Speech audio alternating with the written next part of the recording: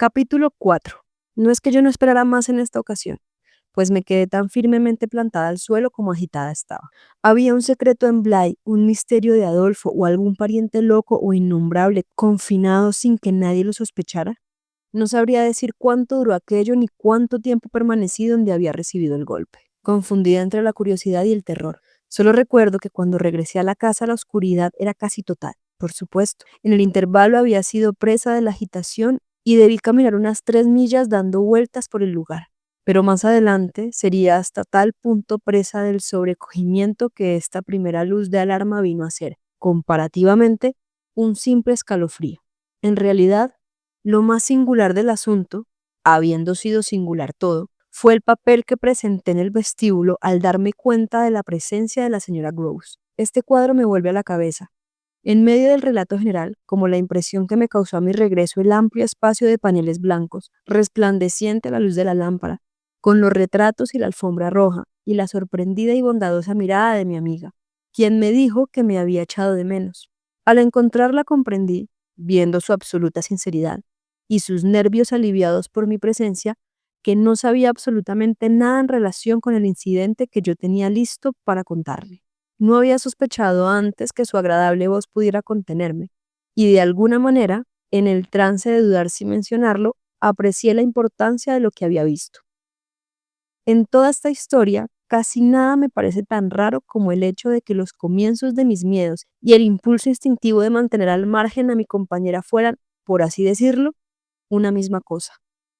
En consecuencia, en aquel momento, en medio del vestíbulo y con sus ojos sobre mí, por alguna razón que entonces no hubiera podido explicar, que percibí como una conmoción interior, me excusé vagamente por mi tardanza y con la disculpa de la belleza de la noche, de la intensidad del rocío y de la humedad de los pies, me retiré lo antes posible a mi alcoba. Entonces comenzó otra cosa. Durante algunos días la cosa fue bastante extraña. De vez en cuando había horas, o por lo menos momentos, incluso intercalados entre las tareas cotidianas, en que necesitaba encerrarme a pensar. No era tanto que me encontrase más nerviosa de lo que era capaz de soportar, como que sentía un insoslayable miedo a llegar a estarlo. Pues la verdad que ahora debía afrontar era llana y lisamente la verdad de que no conseguía saber nada del visitante con quien había mantenido un contacto tan inexplicable y sin embargo, tan íntimo en mi opinión. Tardé poco en comprender que era posible sondear sin recurrir a interrogatorios, ni a comentarios que llamaran la atención y dieran lugar a complicaciones domésticas. La conmoción sufrida debió agudizarme todos los sentidos. Al cabo de 3 días, y solo mediante una mayor atención, estaba convencida de no estar siendo perseguida por los criados ni ser objeto de ninguna clase de broma. Fuera lo que fuese aquello de lo que yo no sabía nada, nada sabían tampoco quienes me rodeaban. Solo cabía sacar una conclusión razonable. Alguien se había tomado una libertad bastante indecorosa. Para decirme eso necesité meterme repetidas veces en mi cuarto y encerrarme con llave. Todos habíamos sido objeto de una intrusión. Algún viajero sin escrúpulos, con curiosidad por las casas antiguas, se había abierto paso sin ser visto y había disfrutado del panorama desde el mejor punto de vista, y luego había escapado de la misma forma que entró. La mirada prolongada y fija con que me había encarado formaba parte de su misma indiscreción. Lo bueno, a fin de cuentas, era que podíamos estar seguros de nunca volver a verlo.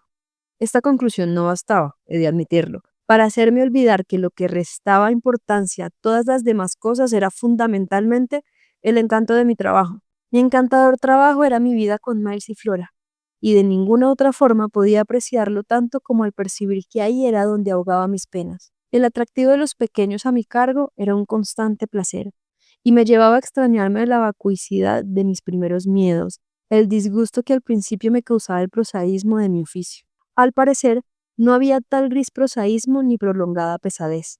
¿Cómo no iba a ser encantador un trabajo que se presentaba lleno de cotidiana belleza? Tenía toda la fábula de la guardería y toda la poesía del aula. Desde luego, con esto no quiero decir que solo estudiáramos cuentos y versos. Quiero decir que no sé cómo expresar de otro modo el tipo de interés que me inspiraban mis compañeros. ¿Cómo podría describirlo sino diciendo que, en vez de acostumbrarme a ellos, y eso es maravilloso para una institutriz, yo lo llamo la hermandad de los testigos, hacía constantes descubrimientos nuevos?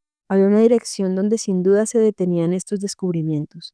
Una profunda oscuridad seguía recubriendo la conducta del muchacho en el colegio. Pronto tuve la oportunidad, ya lo he dicho, de contemplar ese misterio sin angustia. Quizás sería más cierto decir que, sin una palabra, él mismo lo puso en claro. Había hecho que toda la acusación fuese absurda. Mi conclusión floreció al contacto con el sonrojo de su inocencia. Sencillamente era demasiado puro y limpio para el mundillo sucio y tenebroso del colegio. Reflexioné perspicazmente que la constatación de tales diferencias, de tal superioridad, siempre da lugar inevitablemente a la venganza de la mayoría, de la que pueden formar parte los directores sordidos y estúpidos. Ambos niños eran de una delicadeza.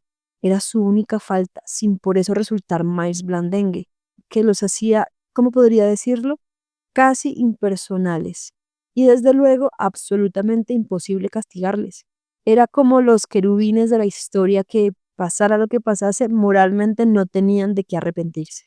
Recuerdo que sobre todo con Miles tenía la sensación de que no tuviera pasado, por así decirlo.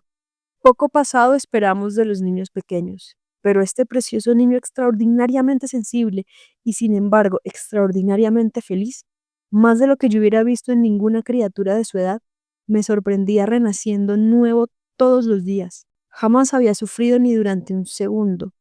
Consideré que esto era una prueba en contra de que jamás hubiera sido castigado. De haber sido perverso, habría sido cogido y yo lo habría cogido de rebote. Habría encontrado un rastro. No encontraba nada. Y en consecuencia tenía que ser un ángel. Nunca hablaba del colegio. Nunca mencionaba a los compañeros ni a los profesores. Y yo por mi parte estaba demasiado predispuesta contra ellos para nombrarlos. Desde luego, estaba encantada y lo más curioso de todo es que incluso entonces me daba perfectamente cuenta de estarlo. Pero eso no me preocupaba. Era un antídoto contra el dolor y yo tenía más de un dolor. Por aquellos días iba recibiendo cartas de mi casa donde las cosas no iban bien, pero estando con mis niños, ¿qué podía importarme en el mundo? Tal era la pregunta que solía formularme en mis momentáneos retiros. Estaba deslumbrada por su gracia. Hubo un domingo, para proseguir, que llovió con tal fuerza y tantas horas que no pudimos dar el paseo hasta la iglesia, y en consecuencia, al caer la tarde, acordé con la señora Gross que, si mejoraba el tiempo, asistiríamos juntas al último servicio. Por suerte la lluvia cesó y me preparé para el paseo que, cruzando el parque y por el buen camino de la aldea, sería cuestión de unos 20 minutos. Al bajar las escaleras para reunirme con mi colega en el vestíbulo, me acordé de un par de guantes necesitados de unas puntadas y que había cosido, dándoles una publicidad tal vez poco deficiente, dándoles una publicidad tal vez poco edificante, mientras acompañaba a los niños en la hora del té, que los domingos, por excepción, se servía en el templo frío y limpio, de caoba y de bronce, que era el comedor de los mayores. Los guantes se habían quedado allí y volví para recogerlos. El día estaba bastante gris, pero aún quedaba luz y eso me permitió, al franquear el umbral, no solo reconocer los objetos buscados sobre una silla próxima al gran ventanal, en aquellos momentos cerrados, sino percibir a una persona al otro lado de la ventana que miraba atentamente. Bastó dar un paseo dentro de la sala. Mi visión fue inmediata, allí estaba. La persona que me miraba atentamente era la misma persona que se me había aparecido antes. Así pues se presentaba de nuevo. No quiero decir que con mayor claridad, porque eso era imposible, pero sí con una mayor proximidad que significaba un paso adelante en nuestra relación, y que al verlo hizo que se me cortara la respiración y que me quedara helada. Era el mismo, la misma persona, y esta vez lo veía, igual que lo había visto antes, de cintura para arriba, pues el ventanal no descendía hasta el nivel de la terraza donde estaba, aun estando el comedor en la planta baja. Tenía la cara pegada al cristal. Y sin embargo, curiosamente, el efecto de esta mejor perspectiva consistía en permitir apreciar lo nítido que había sido la visión anterior. Solo permanecí unos cuantos segundos, los bastante para convencerme de que él también me veía y reconocía, pero fue como si pasara años mirándolo y lo conociera desde siempre. No obstante, esta vez ocurrió algo que no había sucedido antes. La mirada fija en mi cara, atravesando el cristal y el comedor, era tan profunda y dura como la otra vez, pero se apartó un momento durante el cual pude observarlo recorriendo diversos objetos. Enseguida se sumó al sobresalto la certeza de que no había venido por mí, había venido por otra persona. En medio del terror, el destello de esta idea me produjo el más extravagante efecto, dando lugar, mientras permanecía de pie y quieta, a una repentina vibración del sentido del deber y del valor. Digo valor porque no cabe duda de que fui muy lejos. Crucé de un salto el umbral del comedor, pasé el de la casa, alcancé en un momento la avenida y atravesando la terraza en una carrera tan rápida como pude, doblé la esquina y alcancé un punto de vista perfecto. Pero entonces me encontré a la vista de nada. Mi visitante se había desvanecido. Me detuve. Casi me caí con el alivio, pero fui repasando todo el escenario, dejándole tiempo para reaparecer. Digo tiempo, pero ¿cuánto tiempo fue? Hoy no pude precisar la duración de estas cosas. Este sentido de la medida debió perdérseme. Las cosas no pudieron durar lo que realmente me pareció que duraban. La terraza y todo el lugar, el prado y el jardín situados más allá, y todo lo que podía ver del parque, todo estaba vacío y era de una inmensa vaciedad. Había maleza y grandes árboles, pero recuerdo que tuve la clara certeza de que nada de eso lo escondía. ¿Estaba o no estaba? Si no lo veía, no estaba. Me aferré a esta idea. Luego, instintivamente, en lugar de volver al lugar de donde había salido, me acerqué a la ventana. Tenía la confusa sensación de que debía situarme donde él había estado. Eso hice. Acerqué la cara al panel y miré como él había mirado hacia el interior. Y en aquel momento, como para demostrarme cuál había sido exactamente su ángulo de visión, al igual que yo había hecho para él, la señora Rose entró procedente del vestíbulo.